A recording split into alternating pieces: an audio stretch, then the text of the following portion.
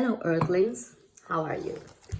This is the 21st day of social distancing, and it's been a rather grim week, I must say. So it's been particularly tough for me because it hit home rather close. On Thursday morning, I was woken up in a panic. And yes, I must say I did have a mild anxiety attack because of all the grim news that I've been listening to, the anger against the perpetrators, the egotistical, ignorant, stupid power mongers and their followers who refused to listen to the social distancing for the last 2 weeks. It made me very angry, and a combination of it led me to have that mild anxiety attack. I did not realize at that time in the morning. I did have a doctor's call, talked to my sisters, and then I realized after I talked to my doctor's office that yes, this was indeed a stress-related anxiety attack.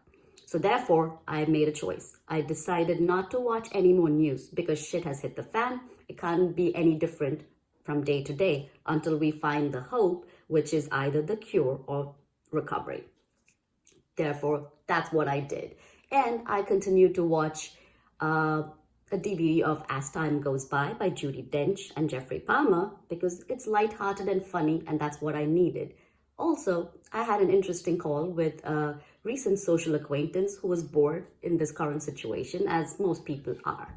And that brought me down, calmed my nerves, and so I've been doing quite fine the next few days. And as I reflected upon this, I realized I had been through a similar standstill or fork, if you will. And this was in my personal life in my 20s.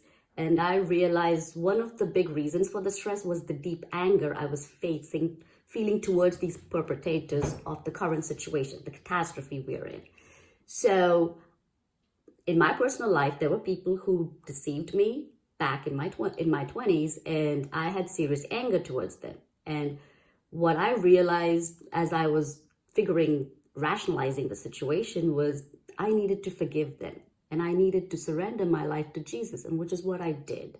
And therefore, I've had a healthy and wonderful life since. And now I've come to pass through such a situation.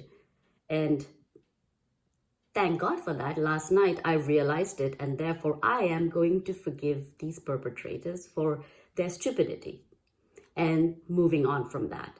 I'm not going to watch any more news until I hear better news. Instead, I'm going to pray and hope that God will help us find our way through these difficult times. And for the foreseeable future, I'm probably going to continue social distancing till we know otherwise. That's what I'm going to do. I'm going to contribute to charitable organizations who's going to help the frontline workers, the healthcare professionals, the scientists who are leading this effort in this World War C against the coronavirus. So, in keeping with them in my prayers, I'm hoping we will find a resolution to it soon. And that's what I'm going to do. What are you going to do? Meanwhile, on this Palm Sunday, I would like to sing a little piece that helped me through the first time I went through a crisis.